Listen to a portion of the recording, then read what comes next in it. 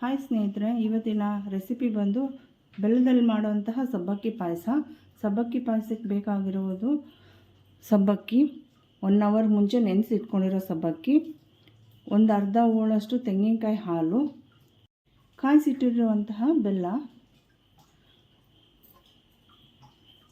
ಗೋಡಂಬಿ, 3 ಲವಂಗ, ಏಲಕ್ಕಿ, ಒಂದು ಕ್ಯಾರೆಟ್ನ ತುರಿದಿಟ್ಕೊಂಡಿರೋದು. ಸಬ್ಬಕ್ಕಿ ಪಾಯಸ ಮಾಡುವ ವಿಧಾನ: ಮೊದಲಿಗೆ ತುಪ್ಪ ಹಾಕಬೇಕು. 3 ಸ್ಪೂನಷ್ಟು ತುಪ್ಪ,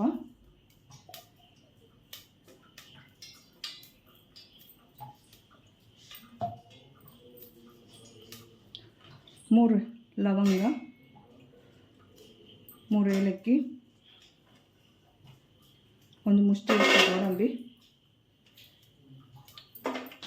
ಹಾಕಿ ಹುರಿಬೇಕು.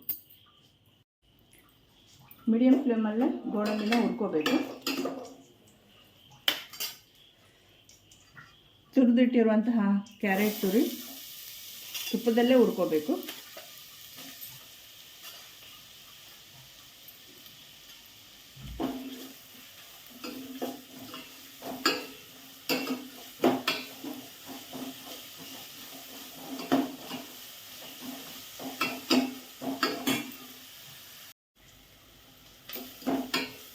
ತುಪ್ಪದಲ್ಲೇ ಕ್ಯಾರೆಟ್ನ ಹುರ್ಕೊಂಡಾಗಿದೆ.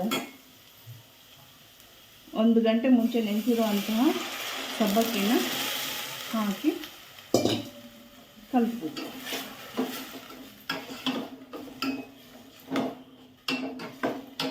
ಕುದಿಯಕ್ಕೆ ಬಿಡಿ.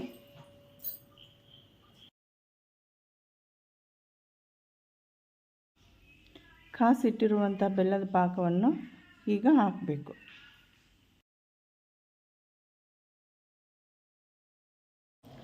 ಸ್ನೇಹಿತರೆ, ಕುದೀತಾ ಇದೆ. ಈ ಟೈಮಲ್ಲಿ ರುಬ್ಬಿಟ್ಕೊಂಡಿರೋಂತಹ ಕಾಯಿ ಹಾಲನ್ನ ಹಾಕಬೇಕು.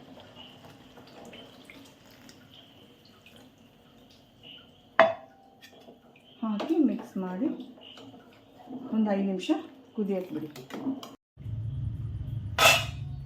ಸ್ನೇಹಿತರೆ, ಸಬ್ಬಕ್ಕಿ ಪಾಯಸ ರೆಡಿಯಾಗಿದೆ.